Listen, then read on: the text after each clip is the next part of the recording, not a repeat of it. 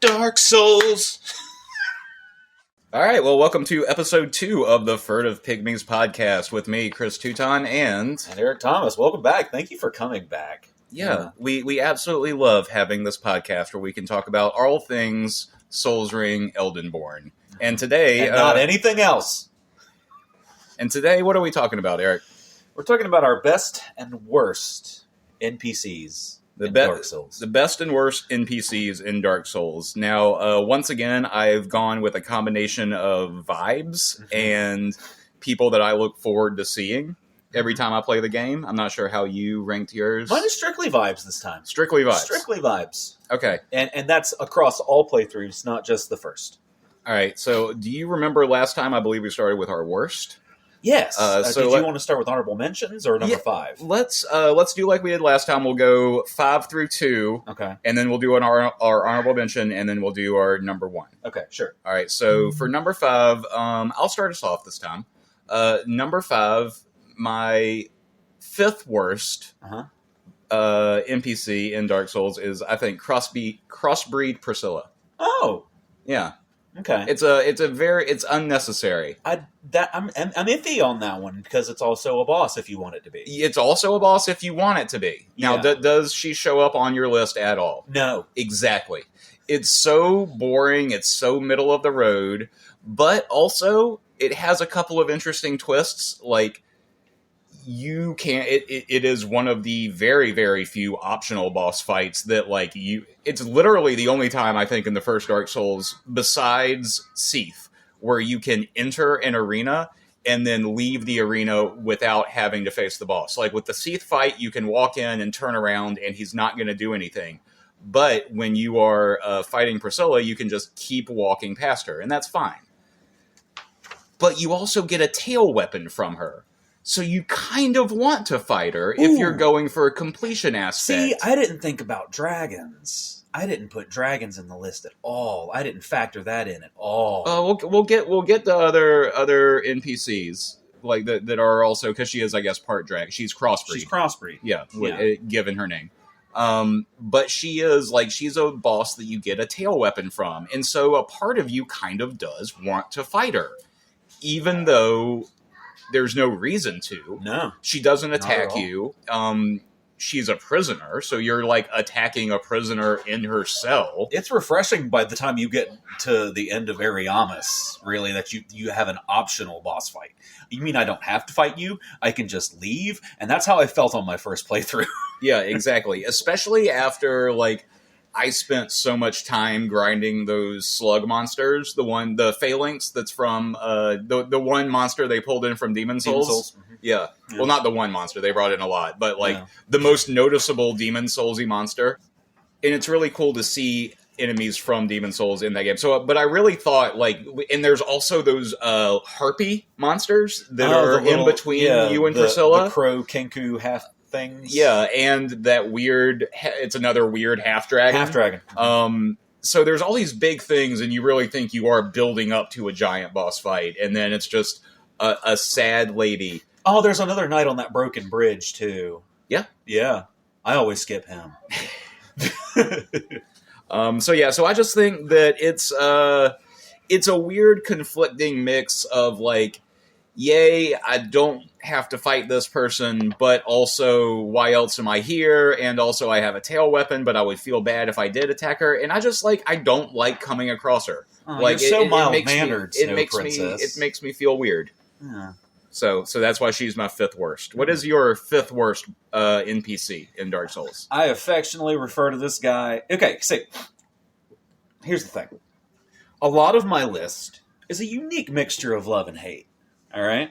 So, number 5, some people love him, some people hate him. I don't dislike him, and I affectionately refer to him as Cresty, the Crestfallen Knight. Oh, the Crestfallen Knight. The Crestfallen Knight. He's just there to discourage you. He's just there to let you know and remind you of the scrub that you are. And then if you try to fight him, he's like a parry god. Yeah. What the hell? There was an unfortunate couple of years when Ben was first starting video games that he loved Dark Souls, but he definitely wanted to hit every person he saw. And so he would start... It's valid because, I mean... Well, yeah, he just made it... Australia the game. Like, Everything wants to kill you. You have to think, he's 2.5 years old. Yeah. He made it out of the asylum by himself. Very impressive. So then he sees a dude sitting there, and he's like, "Oh, this dude wants to fight me." But you can't fight him back, and not then. But then you don't fight him, and all he does is like just tell you how much you suck. There are actually 2 bells of awakening. One's way up there, the other one's way down below. I'm not going to try it, but I'm going to have fun watching you die trying. Yeah, he's a very hittable person, and I totally get why anyone would pick him. He did not make my list at all because I just basically ignore him completely the entire game. I don't talk to... I literally never interact with that man. Fuck you, Krusty. Yeah. All right, so number 4... I feel my number 4 worst, I feel like, is going to be a little bit of contentious here. Okay. I feel like this is someone who is on your best list. Okay. It's Domhnall. Domhnall is on my best list. Okay. Let's wait then, and we'll talk about Domhnall. We'll have a Domhnall debate. We'll have a Domhnall debate when we get off. Who's your number 4? Number 4 worst? Yeah. Oswald. Oswald. Just because he's so fucking pretentious and holier than thou. Also not on my list. Oswald is the apprentice mage. Is that correct? He's the guy he's in the tower right after you fight gargoyles. Oswald of Karam. Yep. Oswald of Karam. He is the one who absolves you of your sins. As if I needed it. And I think he can make you like leave any covenant or something. Yeah, he can, he's the covenant. Yeah, another NPC that I tend to basically ignore. He's very ignorable. Well, it's very creepy how Oswald kind of shows up. T-poses for dominance. T-posing. Never stops. But he's like, he only shows up after you ring the bell. He's not there before. So it's like, where were you just hiding until the gargoyles were gone? Yeah, exactly. That's what he wanted. He just wanted you to defeat the gargoyles. And now, the curse is broken. I can leave. I can save your life. Yeah, sure. A little tit for tat. All right, so my number 3 is Lautrec. Okay, so this is, again, I want to re-emphasize this is a vibes-based list. Lautrec is a dick. Yes. Lautrec is an asshole. He kills the Firekeeper. Spoiler alert. Yeah. And then you have to That's why he's on my list. Then you have to track him down. Which number is he on your list? Oh, I can't say. Okay. Then you have to track his ass down. Pivotal. Using a cracked eye orb and kill him. And his lackeys. They're just also a pain in the ass. Which is one of the most BS fights. I dare you to find anybody on their second, third, fourth, any subsequent playthrough that hasn't just kicked him off of the edge as soon as he's back at Firelink. So I don't. You don't? I know. I let it play out because I like getting the Firekeeper stole and like restoring her back to life and stuff. I feel like that's a fun. Yeah. Like he is on the worst list, but this is a vibes list, and he's in the middle. Like he's not. I don't think he's like bad in a boring way. And I don't think he is bad in a I actively hate him way. I do think he is a very pivotal character in Dark Souls. Yeah. And he's a pivotal character for you. Like, that is the moment that you are betrayed. Like, we'll talk about another betrayer at some point, I am sure. But all of those you see coming. Lautrec's, like, your first playthrough of Dark Souls, when you come back to Firelink Shrine and, like, the fire is out... Ooh, it's a moment. That is like one of the most like heart-wrenching things in the world. And you come down and it's not like she can't talk to you, she doesn't have a tongue. It's that she's dead. She's gone. Yeah. So for all of those reasons, I think Lautrec is one of the worst NPCs in Dark Souls. doesn't mean completely that I think he's bad. Vibes based. I think he is one of the worst people. Yeah. Oh yeah. For sure. Yeah.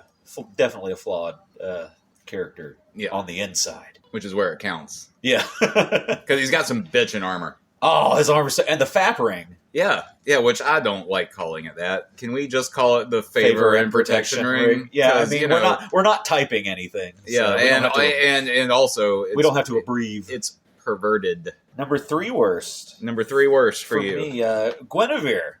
Guinevere.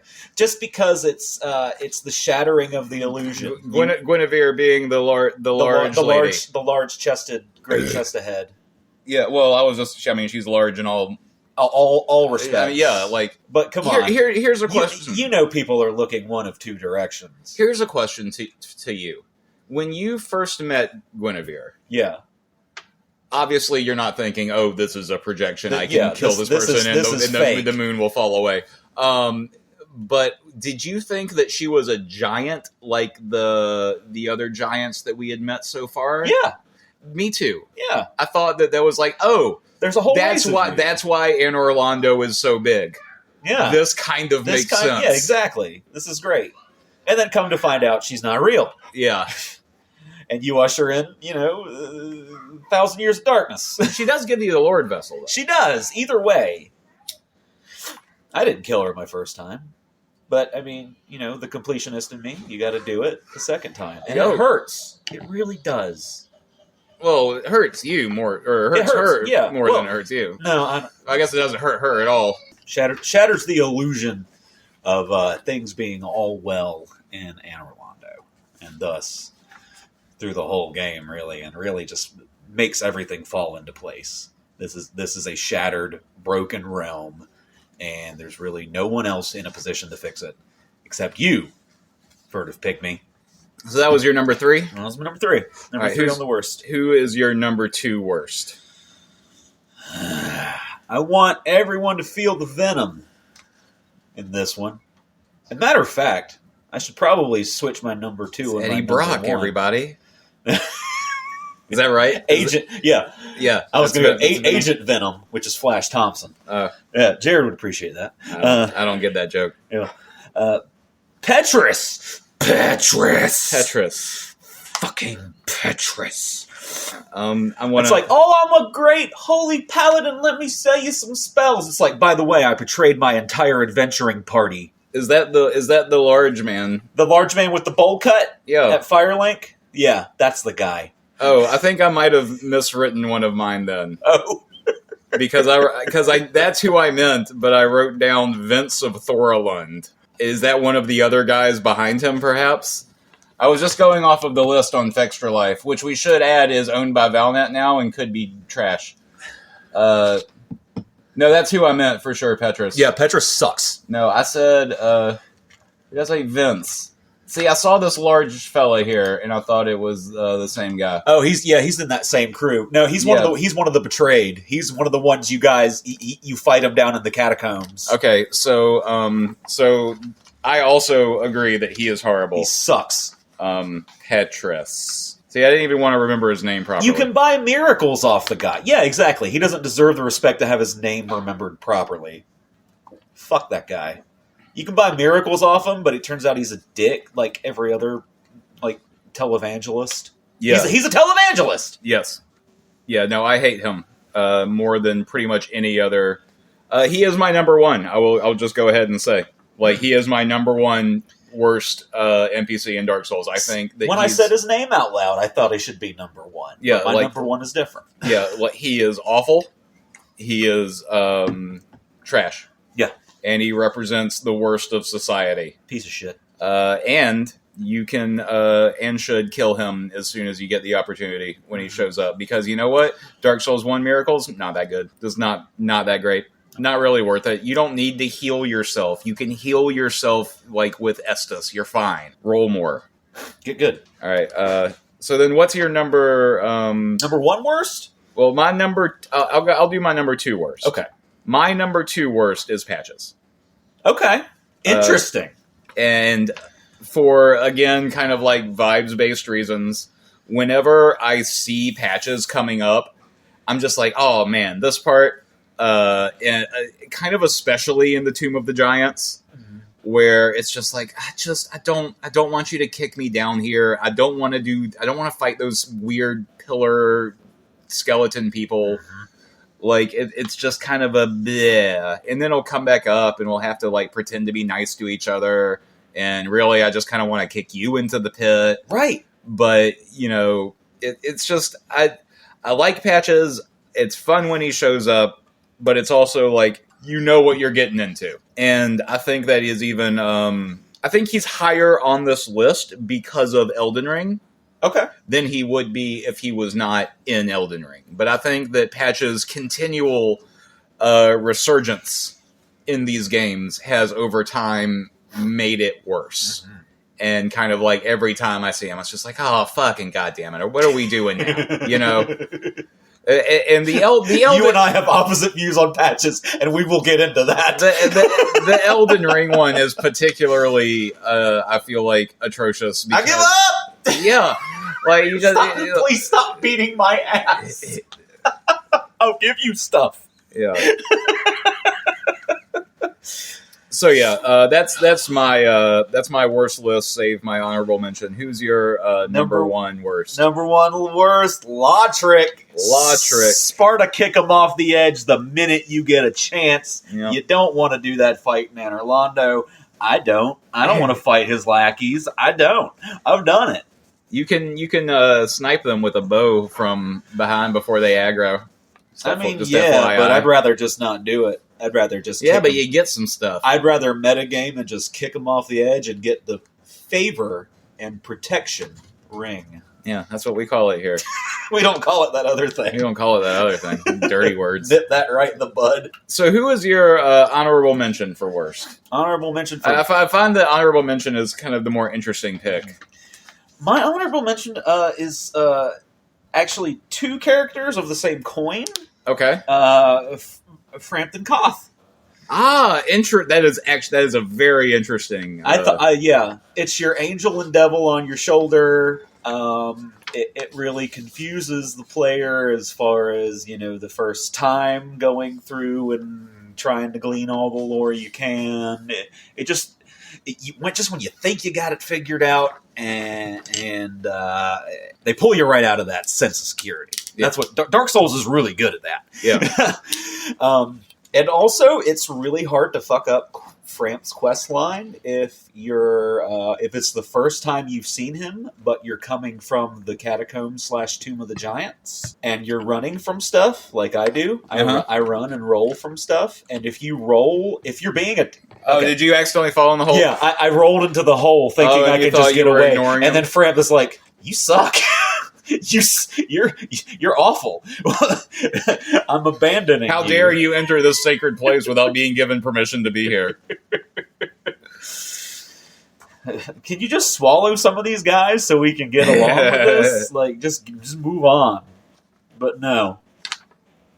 He calls me a sorry fool. Okay. And then Koth on the other side of it, he's putting all these other ideas in your head and saying that... I think we will talk more about one of these characters later. Okay. I'll say that. We will talk more about one of these characters later. Sure. My honorable mention for worst is Blacksmith Vamos. You don't know who that is. You're right, I don't. Who the fuck is that? That is the blacksmith that you fall into in Tomb of the Giants. Oh, okay. Who's in the little fucking hole in the wall that you can only get to in one very dangerous way that you will probably have fall damage. Yeah. And then, you fall in there, there's a cutscene for no reason. He smashes a wall open, and then now you can, get to that place from where all the wheel skeletons are. Yay! That's our next one. Is his least favorite enemies. It's literally non-boss enemies. The worst place for a blacksmith. It's the most. He's so unnecessary. No one ever chooses to go to him for anything. Nope. It is such a weird inclusion that I can only think that he must have been cut content from something larger. Especially given the fact that he has his own cutscene. Like, every single person who doesn't know that's coming up, that happens to for the first time, thinks they're about to be attacked by a boss. And then he just smashes a wall open and goes back to work. And you're like, what the fuck is going on? And then you talk to him, and he's literally less useful than Andre. And it's like, why? So for all of those reasons, that blacksmith is the honorable mention for worst. Yeah, and when I think about the places that I want to spend the least amount of time in, it's always Catacombs and Tomb of the Giants. Yeah. Always. Yeah, I agree. So that explains why I never found that guy. All right, so now moving to the best. These are the best NPCs in Dark Souls, the ones that we love seeing, the ones that we want to hang out with, the ones that we want to just really spend some time together.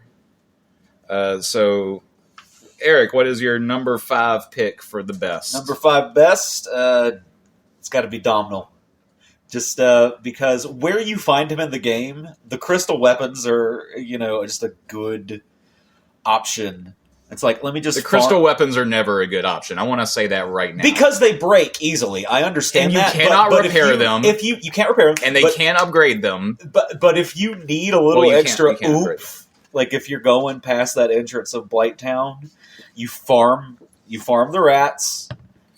This is the scrub strategy, by the way. Farm the rats because I'm trying for humanity. I'm trying to get humanity anyway. Another thing I was going to guess for our when we were talking. Take a pause from this. When we were talking about like other ways that other formats we could do, and I was talking about trivia. Another thing that I thought of was like a Family Feud style thing, where I ask us both a bunch of questions and we write down our answers, but we try to write down what the other person would have said. And one of the things I thought of that I then would be like, oh, well, this is an easy answer, would be like, what's the best place to farm humanity? And then we would both say like sewer rats, depths. The depths, yeah. Yeah. But then it was like, okay, well, what if we expand it to any Souls game? What's the best one location to farm souls? And I have my answer, and I want to know if it's the same as your answer. Across all games? Across all the games. Okay. What's the one best place to farm souls? I have 2 in my mind. What's your number 1 go-to? Chicken. Or Grail. When you say chicken... The big chicken underground with all the albinurics. Yep. Yeah. That was also my answer. Okay. It's like, you got to be a little more specific when you say chicken. I want to know where you are. Yeah. And specifically, I believe that's called the King's High Road. Oh, okay. Underground. Yeah. But yeah, that is the best place to farm souls. Anyway, Lautrec, you've been farming humanity out of rats. No, Domhnall, sorry. Domhnall, yeah, farming humanity out of rats. I'm getting into the depths, going into Blighttown from that entrance if I don't have the key. And if I'm getting my ass kicked by Blighttown and I'm on my first playthrough, these crystal weapons, they're just such a novel concept to me, and I want them. And plus, I love Domhnall's armor. I love the way this is just like a little thing, like a quality of life thing for me. If I'm wearing Domhnall's armor and I hear the little metals on it clinking as I walk, that is just so satisfying to me that they put that level of detail into the game. And you'll see that throughout the game, that they just care so much. It is their baby. And another thing about Domhnall, I love his speech, and I love the way he speaks, and I love to hear, Shivai. It's a very Irish character. Welsh. Shivai is I looked it up. Shivai is Welsh, and it's basically saying, what's up, or what's happening. Okay. Yeah. I love it, and I think I'm going to adopt it in my regular everyday speech. Oh, I think people would hate it if you did that. I don't care. Okay. I'm going to do it anyway. Okay. Shivai.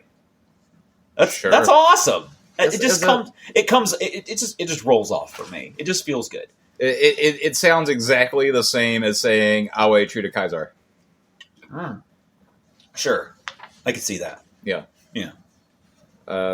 So, weird eccentricities of our life we'll leave for another time. My number 5 is the Dark Moon Knightess. Okay. who is the lady also dressed in gold. It's interesting that we both picked completely gold armored people for our number 5s. But this is the firekeeper of the shrine in Anne Orlando when you first get to Anne Orlando. Yeah. This woman is a savior for all Dark Souls players because that fire gives you 20 Estus flasks. It is one of, I believe it is the only fire in Dark Souls that is fully kindled that the player did not kindle themselves. I could be misremembering because I recently just replayed it and I'm on like a New Game Plus, and I don't know if Kindles carry over, so maybe I did that to myself. I don't know. It reaffirms the possible belief that you're not the only one actually making an effort out here. Yes. And it's nice to like...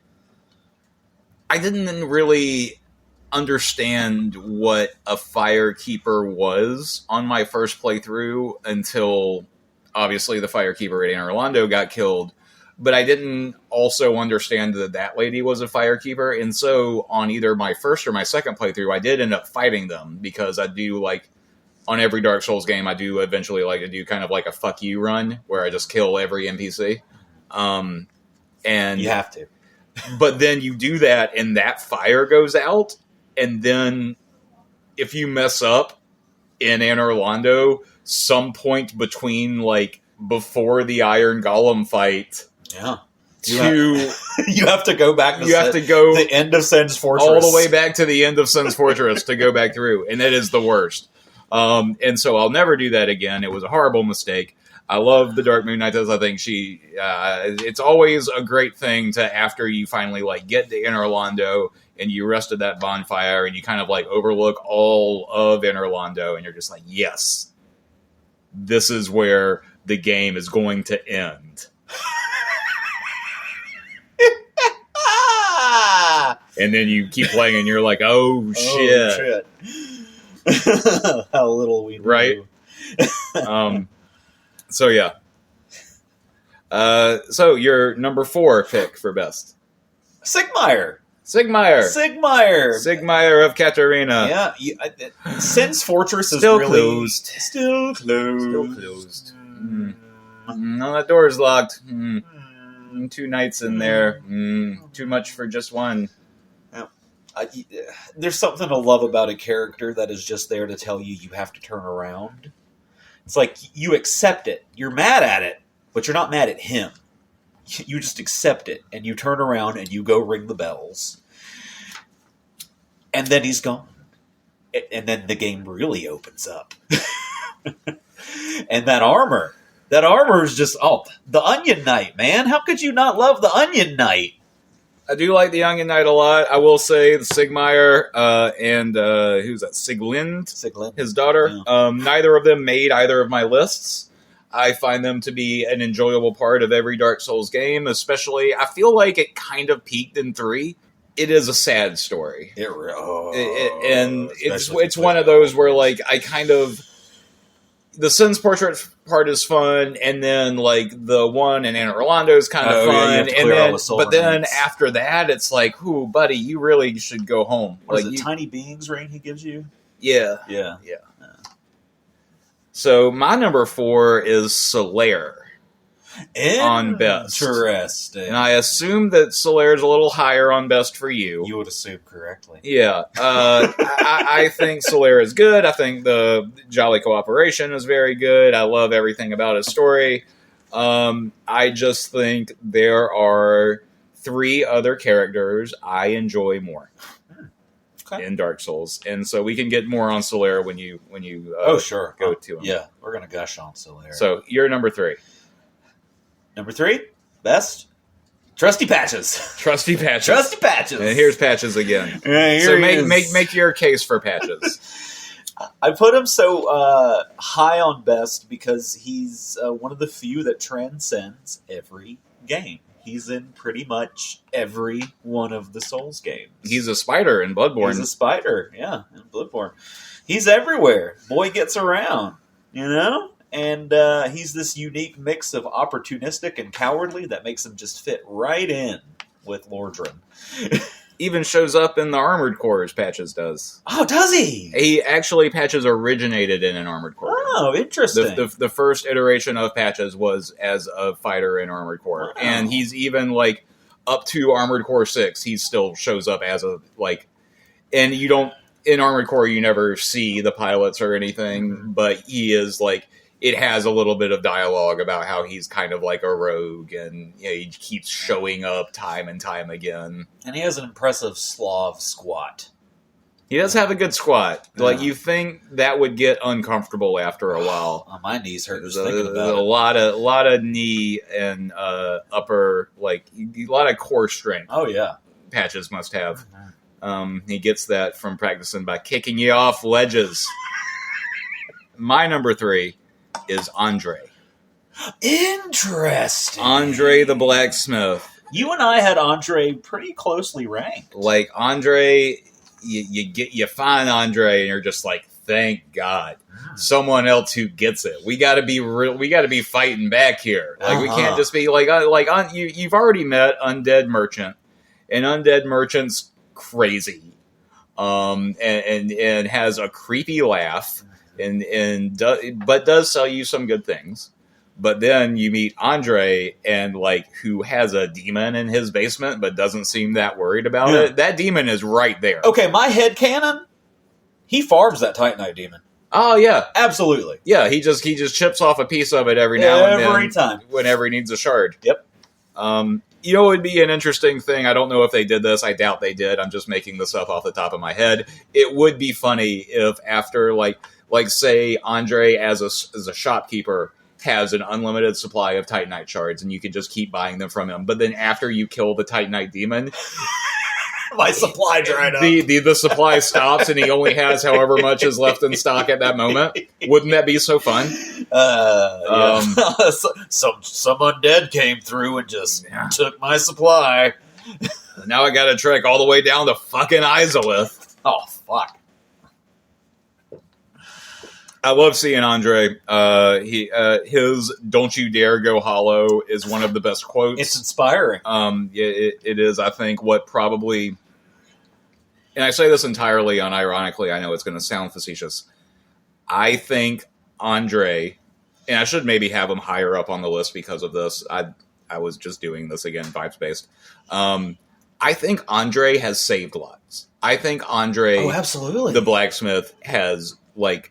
The way that he talks to the player, I think he has pulled people out of depression more than most other video game NPCs. He could have a talk with Krusty. The clown? No, the knight. Crestfallen. Oh. Yeah. Oh.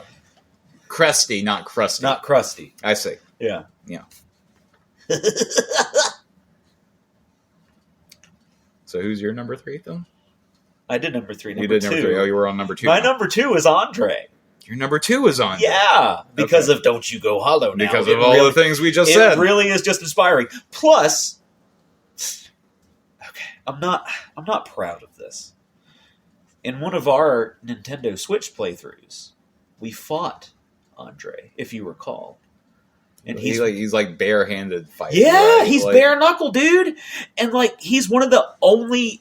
I think he is the only NPC that has a drop kick in his moveset. He's like proto Gwen. I'm a sucker for a good drop kick. Not Gwen. Who am I thinking of? Elden Ring. Godfrey. Godfrey. Yeah, he's like proto Godfrey. He's proto Godfrey because he had the same moveset as Horalu. He did. Oh man, yeah. Andre is Horalu. New theory. Yep, that's it, man. But yeah, he has a drop kick, and the minute I saw the drop kick, I was like, I love this guy. Yeah, I'm a sucker. I forgot about Andre's drop kick. That's true. Yeah. Andre is Horalu. It's his new theory. They're at least related. You only hear it here. Yep, hot takes. All right, my number 2 is Laurentus of the Great Swamp. Ah, okay. Laurentus of the Great Swamp is the man who shows up at Firelink Shrine and teaches you pyromancy. He will teach you pyromancy, whether you have a score of anything. It does not matter. He will give you a pyromancy hand for free. He is such a good person. He is spreading the love. of Izalith. He is love of the flame. Pyromancy in Dark Souls 1 is so important. Like, you do not understand. I have yet to do a Pyromancer build. Pyromancy is the best thing about Dark Souls 1. And you have to engage with it. It's so good. Laurentis is a lifesaver, and I will not go through a playthrough without being his friend. It's just it's all about the way that I like to play, and the way that I like to play is I like to have a sword in one hand and throw fireballs in the other hand. And it's cool as hell, and I've been doing it since Oblivion came out, and you can't stop me. Battle Mage build is very nice. It's not great in D&D. They don't like to balance stuff right. But there was a game called Summoner that we will get into at some point. Number 1. The cream of the crop. The best. The number 1. Oh, man. The guy I look forward to. The guy who was on the back windshield of my Kia Sorrento. I'm going to jump in front of you. It's Darkstalker Koth. Really? Darkstalker Koth is my number 1 best NPC in Dark Souls. Wow. 2 reasons. Cool as hell. Yeah. Evil giant snake monster. And shatters all preconceptions. Darkstalker Koth is the only NPC in Dark Souls who tells you the truth. He is the only one who, without any preconceived notions, without anything that he was indoctrinated in or brought up with, that just straight up says, no, this is what is happening, and this is what you can do about it. This is what's been happening, and this is why it hasn't worked, and this is what you need to do now. Yeah. It's like, hey, listen, you could link the fire, but then all this would just happen again. Just happen again. Like, I know everything you're about to say about Solaire. I am going to counter it with he was wrong. Okay. He was lied to. His entire plot is about how he was lied to. The only way you can get him to see that is by siding with the Chaos Witch of Izalith, opening up the secret passage. And letting him find his own son. Letting him find his own son and not one of a sunlight maggot buried in the bottom of the earth. And by letting him find his own son, he goes to kill his dad. It's a vibes-based list, and I'm going to go on the reasons why I put him where I put him. Darkstalker Koth laughs like a 1950s comedy cartoon Saturday morning villain. Tying the maiden to the tracks, twirling his mustache. It's the funniest fucking thing in the world, because he is a giant snake with human teeth. He is so cool.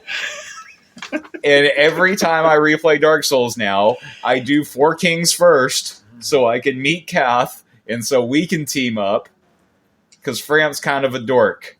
Frampt is a dork, I'll give you that. I like Frampt. I like seeing him. We hang out he's with a dorks. little. He's a dork. But me and Kath though, like we're gonna team up. We're gonna take down the system.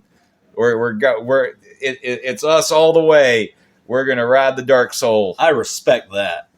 Yeah, hell yeah. And so that's why he's my number 1 best. Good pick. I like the dichotomy of these lists. Yeah. This list is much more varied than our boss list. Mm-hmm. All right, so you're let's try to keep it a surprise. What's your number 1 best? You know, it's Solaire, baby. Praise the sun. Praise the sun. Jolly cooperation. Lightning bolts. Come on. How could you not? He is a ray of hope in a dismal, dystopian landscape. He's what you want. He's what you need. He's your sun bro. I'm a sun bro forever. Period. And it's an interesting dissection because you've got the hopeful side of Solaire and then you've got the tragic end of his story with the Sunlight Madigan. It perfectly encapsulates Dark But he Souls. doesn't have to die with It doesn't. Yeah, he doesn't have to. You can save him, and then you can take him to fight Gwen, and give him and you can light the flame. And you can do what happened to me and take him to fight Gwen, and then he falls off the road on the way to Gwen, and it's just like, come on, bro. I remember having to fight the Gaping Dragon, and it's like, oh, I can, which is not a hard boss in retrospect, but first playthrough, it's like, I could sure use some jolly cooperation right about now. I love the Gaping Dragon. I know that's how that I named that number 1, and I talked about that enough last time. Sure but did. Guys sure love that. Good fight. callback to the first episode, which you should listen to, by the way, if you're listening to episode 2 of Furtive Pick Me's podcast. And you can listen to it anywhere you get your podcasts. That's correct. Solaire's good. I love Solaire. I think everybody knows who Solaire is. He's iconic. Pretty basic bitch pick, I would say. The classics are the classics for a reason. All right? Here's what everybody wants to know. Your honorable mention. Your honorable mention for best. I feel like I cheated a little bit because I have more than one character. You did that on your worst list too, so I feel like you're cheating a lot. Whatever. We make the rules here. Okay, so who's your best? Avina and them Forest Boys. Avina and them Forest. So that's the cat and all the ghosts. And all her goons that like to accost you if you're not part of the Covenant. So tell us about the cat Covenant. It's like, hey, you ain't gang. We're going to beat the shit out of you until you talk to our cat person. And then you go, and then it's like a cat in a wall. And then it inspired the cracked out wall kitten memes, which I'm sure you've all seen. Oh, see, this is the trick is that you can get to that area without buying the Crust of Artorias. Oh, really? Yeah, you just take the path from Darkroot Basin and go down and around. Yeah. And then when you come up that way, you can actually reach the cat without fighting any of the dudes first. Oh, wow. Yeah, and so you don't have to do any of that. You can join that covenant before you get to them. Interesting. Yeah. There's always something fun about trying to outrun all those dudes and talk to Avina, though. I always fight them because they give good drops. Good drops. Good yeah. drops. I do hate that area. Yeah. It is one of my least favorite areas. Oh, the spinning cats. I hate those fucking things. My honorable mention for best NPC, and I guess this is technically a boss 2 again, so I'm a little iffy on it now, but I was just thinking more in like a lore sense, Dark Sun Gwendolyn, which is kind of the same as your Guinevere pick. Do you speak to Gwendolyn before? Gwendolyn talks to you during the fight. But you can't interact with them before the fight. The No. fight just starts. No, so does that maybe not count? I would say that doesn't count. I'm sorry to put you on the spot like that. No, I need to look at the list again. Oh, no. Well, then in that case, I will pick honorable mention for best. Big hat. No. Ingle of the Great Swamp. Okay. Ingi? So this is the guy who is next to the Chaos Witch of Izalith, who has all of the pockmarks on his face, and pustules and stuff. He's going to sprout into a spider. No. I'm just going to take the Chaos Witch of Izalith. Chaos Witch of Izalith is I love seeing her. She is one of my favorite people. I will never not pump 20 humanity. Of course. Into the Chaos Witch Covenant. An honorable mention for her servant. That's who I was talking about. Is her servant? Yeah. Okay. Gotcha. He's the man who's about to turn into a spider. Oh, okay. He's like, you better watch yourself about my lady. Yeah, you better. He will not deal with you if you do any damage to the lady. Yeah. Any disrespect. He will thrash you for at least 1 damage.